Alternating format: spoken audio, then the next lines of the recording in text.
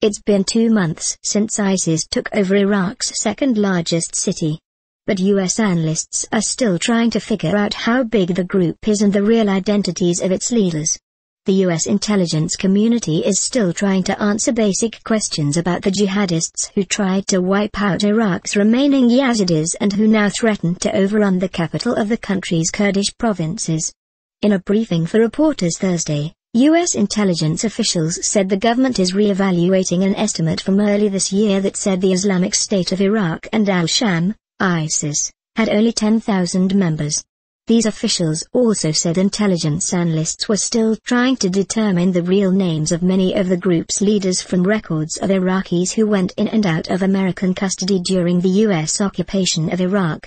While many U.S. officials have warned publicly in the last year about the dangers posed by ISIS, the fact that the U.S. intelligence community lacks a consensus estimate on its size and the true identities of the group's leadership may explain why President Obama over the weekend said the U.S. was caught off guard by the ISIS advance into Kurdish territory.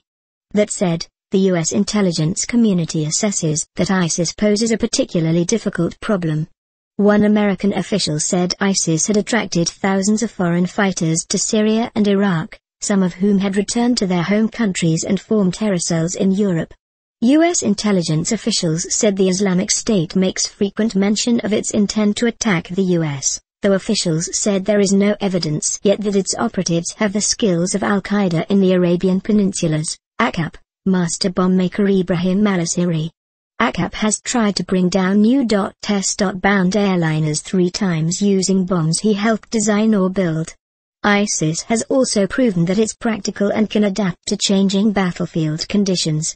Despite taking Iraq's second-largest city, Mosul, in early June, ISIS was smart enough not to try an assault on Baghdad this summer.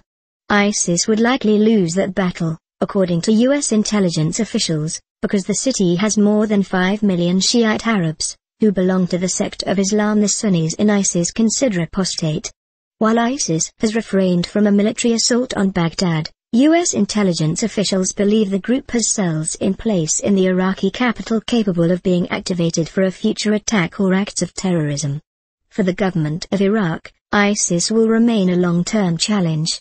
One intelligence official said the group could be weakened if the Iraqi army got continued external support, including more arms, more training, and a steady feed of precise information on ISIS fighters, especially the kind of technical monitoring done with overhead and on-the-ground sensors that provide intelligence, reconnaissance, and surveillance.